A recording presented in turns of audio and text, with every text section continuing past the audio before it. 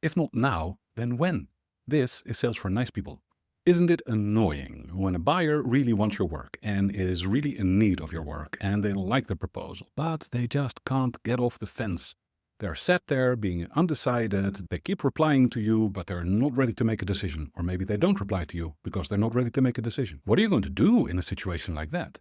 Nice people often fall into the nice guy trap, where they go, oh, but they have my proposal and they said they wanted it and they know where I am, they know where to find me, and then you're sat there waiting. Problem is, when this happens, you're doing them a disservice. Because now your buyer is facing two problems. One problem is the problem that they want you to solve, maybe, possibly, potentially, or maybe somebody else should solve it for them, but they're undecided. But it's a problem and they have to try and figure out whether or not to solve that problem. And that is the second problem, that in addition to the actual problem that they need solved, they also have to figure out whether or not to solve the problem and whether or not to solve it now and whether or not to solve it with you. That is extra cognitive load, that's an extra problem. And if you are a nice guy and you just sit there waiting for your buyer to make up their mind, you're doing them a disservice because they now have two problems that they have to pay for. Whereas if you come at them and you say, okay, we've had these conversations, you've seen the proposal, this is what the solution would look like, there are two pricing tiers that you can choose from. So my question is, if not now, then when? Now you might think that this is a harsh way to treat people, but actually I consider it an act of service.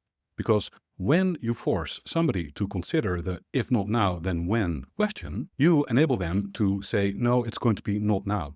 In which case, they have only one problem left, the actual problem. And they no longer have to pay the cost of trying to figure out whether or not to solve the problem and whether it should be with you and whether it should be now. So that is an act of service.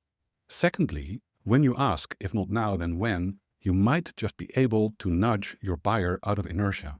And inertia is a really big problem in many sales situations because it's very difficult for people to change the status quo. Even if the status quo is really bad, it is often much easier to stick with it and to just live with the problem and live with the bad status quo and not do anything about it. If you've ever seen anybody be unable to break free from an abusive relationship, you know how hard it can be to break inertia. But the question, if not now, then when, might just enable your buyer to finally make a decision to get your solution. And even if they don't, then at the very least, you'll have achieved one big win. You will have removed the problem of trying to figure out whether or not to solve the problem.